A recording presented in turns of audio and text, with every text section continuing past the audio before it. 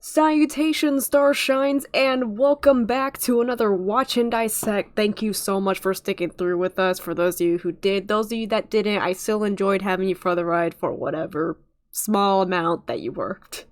I'm not gonna pressure people into watching the entire series because I'll admit, I too also go to things for certain things. We are now on the final episode of the Don't Hug Me, I'm Scared show, and while I enjoyed the ride, it does mean that, I can go on to something different as soon as, we finish the original Don't Hug Me, I'm Scared series, or at least until there's another season of this, if applicable. But also, I do plan on watching free-to-watch movies to see if they're worth your time watching. Because, not everyone has the money to be constantly buying movies and stuff and whatnot. Like me, I'm $40,000 in debt. And already with this, we can see that things are just going to be a little darker than usual. Oh. I plugged in my headphones, and it has a little dial for the volume. And it was all the way up, and I accidentally... I didn't know that it was all the way up, so I just got jump scared. It's a lot similar to when I edit my gaming videos. Hi, Leslie, it's been a minute. Fucking when you take the dial of that music box globe, and then you wind it backwards after it goes. I would give an example, but I'm pretty sure one of my globes is haunted. Oh, they're doing dishes together! Oh, that's so wholesome. I completely forgot about the existential dread and terror I felt earlier. Try above. Remember that over the top of you there's bigger ones that are bigger and bigger, and then over the top of it there's a smaller one of all of Stop foreshadowing the entire plot. Honestly, it's not that they're all dumb, given by Red Guy's response being above rather than just up. It is very possible that they're way too smart in certain aspects and don't have enough knowledge in others. Shred the whole thing now in my personal home shredder. I'm just remembering the fact that he has a dedicated frame in the car of his shredder. He has a dedicated frame to his shredder, and it's a heart.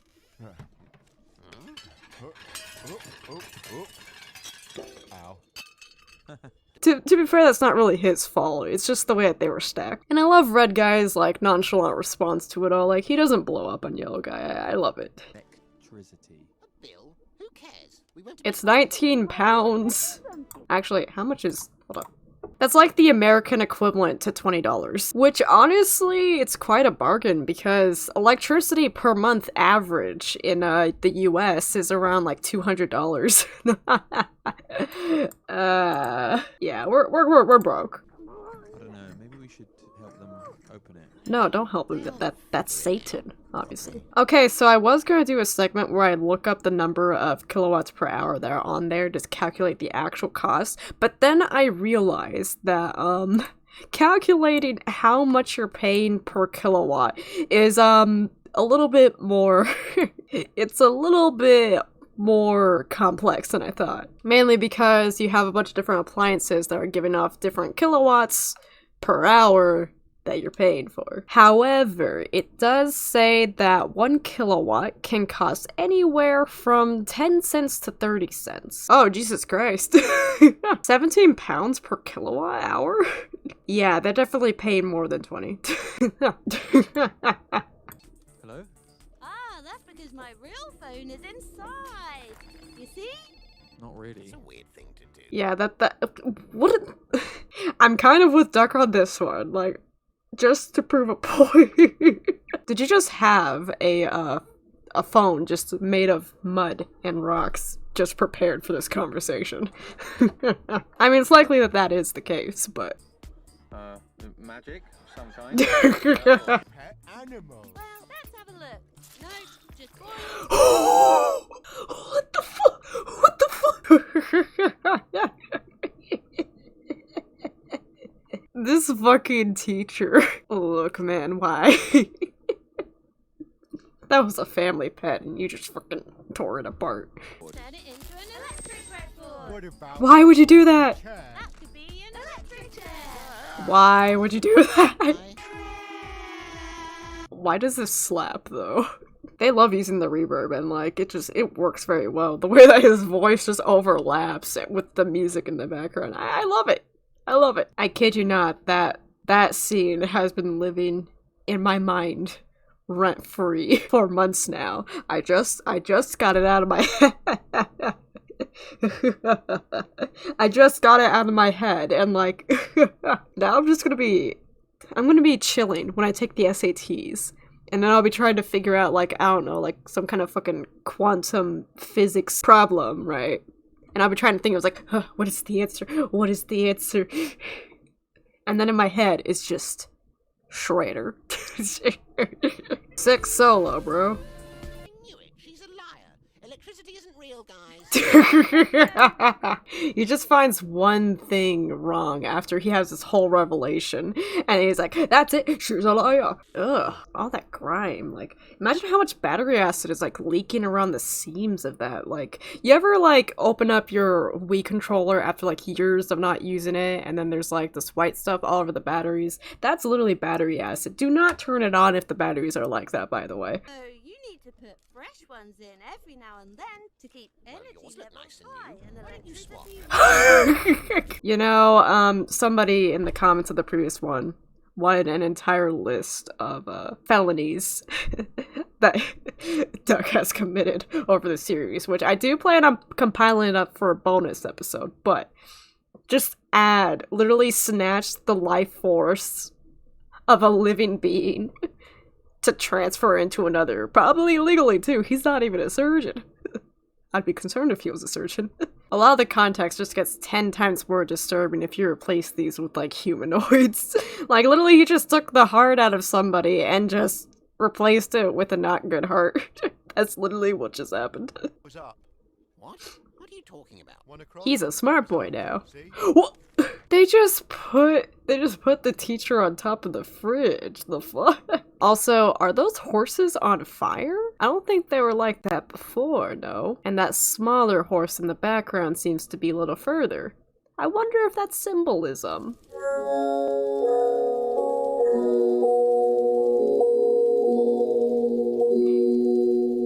You can't tell because of this feeble sprite, but I am staring directly at the screen. Bird. Go. Biscuit. Soyana? Soyana? Roy. Grave. No. Gravel. Pies. Aspic and truck. Yeah, that about sums it up. But what is a Soyana? Hold on. What is a Soyana? Oh, it's a cipher of some sort. Okay. It's a cipher. But in other news, there actually is a rural village in Russia called Soyana. Who's also an artist called Soyana. But I think in terms of Don't Hug Me, I'm Scared, I think it's a cipher. Finish the whole thing. He looks so traumatized, Jesus fuck. The way that they're, like, looking around very suddenly in, like, very short movements, you can just tell how concerned they are from the way that they're moving. I'm concerned, too. I can make up words too, you know. Watch. Tariff. Damn it. He's trying so hard to pull a Shakespeare and make words that we don't understand, but he just doesn't have the capacity. Poor guy. Were there 2 teachers scheduled for that day, or is this, like, another day? Because, like, usually we don't have 2 teachers popping up at once, with the exception of, the digital time guy. Maybe there is 2 teachers that come up every day, in a way. Today has gone all wrong. This is wrong. Everybody's gangster until the ducks start saying autotune. Now, I know a lot of people look at this scene and think of them talking between 2 different personalities, but I think it's more of a visual aid of, his internal monologuing about the situation. And the imagery of it also being Yellow Guy, the one that we knew previously, shows that he's still in there. He hasn't really changed, it's just that he has more capability now. Which I believe a lot of people can relate with this scene, you know, when they have their own revelations and people around them just don't seem to be happy with what they're thinking. Puppet or not, we are all creatures of habits. And so it becomes very difficult for them to cope with that kind of thing, especially if they're used to like having some sort of power dynamic over them. However, this does show that that wasn't really the case, that there always was something higher. Trying to look at your reflection. That's a bit of fun, huh? Maybe I can help. The first thing you're gonna want to do is locate yourself within the reflection. You just completely ignored him. Now, the framing of this scene is absolutely brilliant because not only does it get darker the more that he ascends up the stairs, but the way that it slowly pans over to a picture that we otherwise didn't really have much of a clear view on, it does show that it has significance, which I do agree when a lot of people say that, you know, this likely isn't the first that has happened. It's likely not the first thing that any of this has happened because, you know, as I said before, Don't Hug Me, I'm Scared has and always will be about breaking cycles and being stuck in loops. However, let's let the episode speak for itself. Though not really, because we're just going to stop it again to talk about it, but let's just ignore that for a moment and hit play. Oh, there you are. I'm not sure we've met. Good one.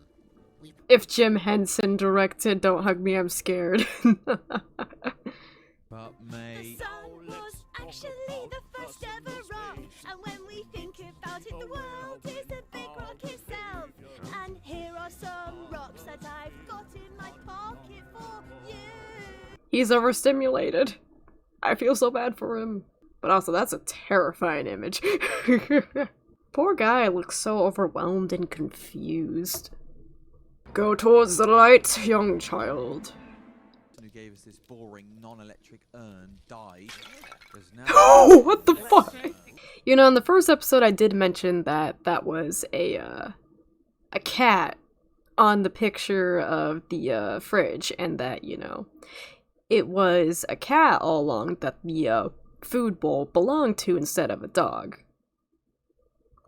And I also said that canonically the cat fucking dies. Well, the cat fucking dies. I've been waiting to say that line again. I don't know why.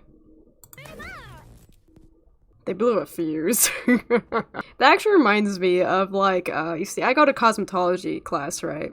And here's the thing, a lot of the stands have their own plugs inside of them, you know, for, like, hair dryers and whatnot. However, at the beginning of my cosmetology course, we could not afford an actual room and a bunch of stands, so we had to use power strips and outlets. And I think a lot of people don't really realize how much energy that takes. So, there would be a lot of people, like, trying to hair dry things at once, like, and we were beginning, so a lot of people didn't know how to use a hairdryer for some reason. They put it on, like, all the way up. So imagine now multiple people doing that on, like, several different power strips that connect to one plug.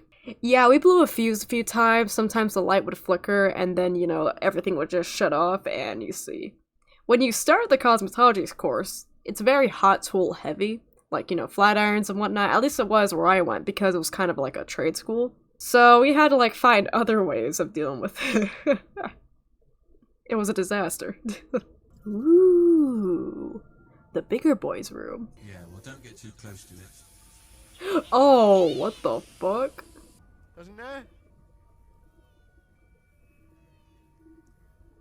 Oh, why didn't you experiment on each other? That was the most bizarre transition, but very intriguing. Because, I mean, like, who did he turn to talk to? Like, was he talking to himself? Or, like...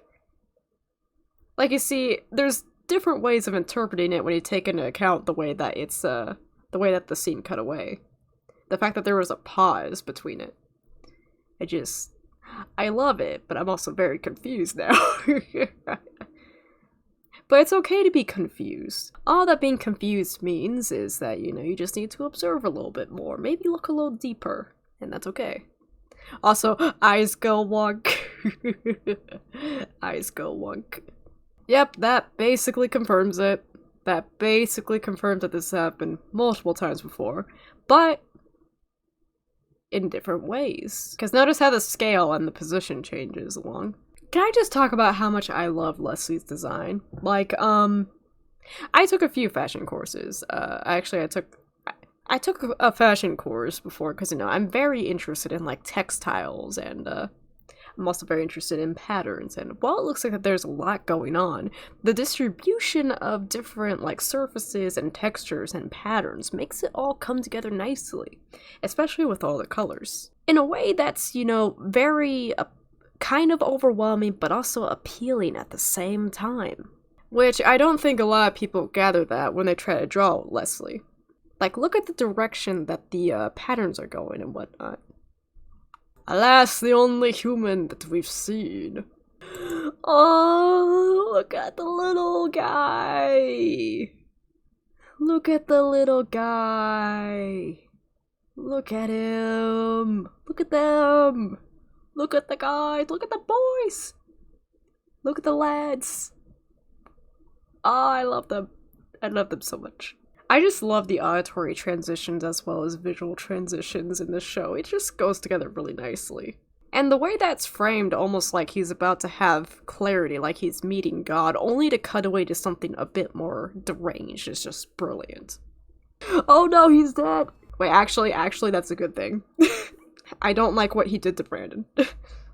Hopefully Brandon had his revenge. Oh, what the fuck? He's even missing an eye, what the fuck? There's the boy, there's Roy. You know what? She's deranged. She's a little strange and eccentric, but I love her. I love her. Off you pop. He's gonna be a victim of sabotage, isn't he? Oh, this scene. This scene's very impactful because it's one of the first times that we've seen Red just express content with what he has, and the fact that, you know, directly addressing the fact that he does care about the others and he does enjoy seeing them. Just this scene. This scene. This is one of those scenes where the music really makes the vibe. Because out of context, this would seem like, you know, just everyday shenanigans. However, just the context as well as the music is just, it just makes things just a little bit more uneasy. Also, the picture's back to normal. Tiles. I was wrong about the tiles. I was wrong about the tiles. Now, a lot of questions have been left unanswered, but that's just something to be expected with, you know, the series as a whole. And in my opinion, this is a very strong ending. It ties up loose ends in a way that, you know, the average show does not. It mostly just leaves things, you know, still unanswered and still intriguing, but it ties up the loop by starting it up again. Because they haven't really fully escaped, as you can visually see. The final episode is basically something that sheds a light on everything that's actually going on from the perspective of a puppet that has had the revelation. Which I think is a very interesting way to tell the story. Because I do believe that if it was taught in any other way, it would not have been, like, as impactful. But anyways, thank you so much for sticking with me, Starshines, throughout this, Watch and Dissect. The series is here to stay. I do plan on watching other web series and stuff, and I also plan on watching free movies to see, you know, if they're actually worth the watch. I will be continuing the gaming stuff as well, and I will also be looking at the show afterwards, but thank you so much for watching, and I will see you next time. Goodbye.